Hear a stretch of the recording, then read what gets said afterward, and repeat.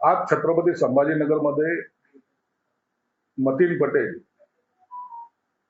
याचे जे अनधिकृत घर होतं, ऑफिस होतं आणि दुकान होतं, त्यावर महानगरपालिकेने कायदेशीर कारवाई करून ते घर जमीनदोस्त केले.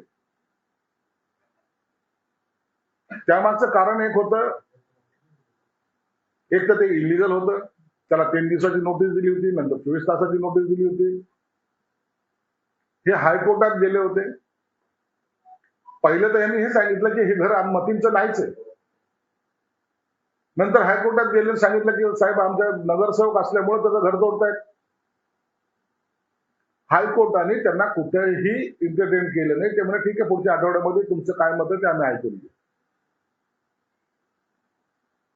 हा जो काही इम्तियाज जलील बोंबलाय लागला आहे, याला जर कायदा कळत असेल, हायकोर्टाच्या जजपेक्षाही जास्त काही सुप्रीमचे त्यांनी काही कधी उदाहरण वगैरे दिले तर हायकोर्ट ठरवेल ना.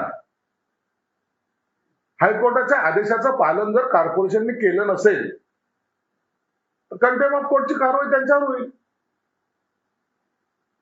आणि जर झाली कारवाई तर ऍज इट इज त्याला घरही बनवून देता येईल. परंतु या महाशयाने जे केलंय, रात्री 12 वाजता जाऊन मतींच्या घरासमोर ज्या पद्धतीने तो बोललाय, भाषण आहे त्याचं, म्हणजे जो हिदा खानच्या प्रकरणामध्ये आरोपी आहे, हिदा खान कुठं सापडली? त्या मतींच्या घरात. ती का बाहेर मांडी घालून बसली होती? का तिची आई बसली होती? का तिचा भाऊ बसला होता? का तिची मावशी बसली होती?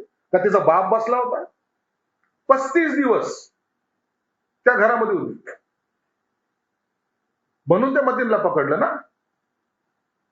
आणि जेव्हा एखादा आरोपी पकडला जातो त्या टायमाला त्याच्या घरासमोर रात्री 12 वाजता जाऊन सांगणं, चिंता मत करो, हम तुम्हें घर बना के देंगे, चिंता मत करो, हम तुम्हें नगरसेवक फिर से बनाएंगे. याचा अर्थ काय होतो? याचा अर्थ काय होतो? तू जो काही गुन्हा केलाय ते होऊ दे. त्याच्या आई वडिलांवर पण एक प्रेशर मेंटेन करण्याचा हा प्रकार आहे की आम्ही तुला घर बांधून देणार आहे, तुझ्या मुलाला आम्ही नगरसेवक करणार आहे. हा खऱ्या अर्थानं अर्बन अतिरेकी ज्याला म्हणतात, अर्बन टेररिस्ट, हा तो प्रकार आहे. पोलिसांनी तातडीने त्या इम्तियाज जलीलवर आज गुन्हा दाखल केला पाहिजे. रात्री 12 वाजता जाऊन तू तिथं बोलतो कसा? आरोपीच्या समर्थनार्थ म्हणजे पाठिंब्यासाठी त्या ठिकाणी सभा घेतो कशी? या संपूर्ण प्रकरणामध्ये त्यांनी हिदा खानचं कुठं नाव नाही घेतलेलं. फिदा खान का हिदा खान? निदा खान. जे प्रकरण एवढं गंभीर आहे त्या निदा खानचं कुठं नावही नाही. आणि अशा प्रकारे सांगतोय की जसं जेणेकरून हा सगळ्याचा मसिहा झालेला आहे. माझं त्याला ओपन चॅलेंज आहे. इस्लामला मानतोस? कुराण शरीफला मानतोस?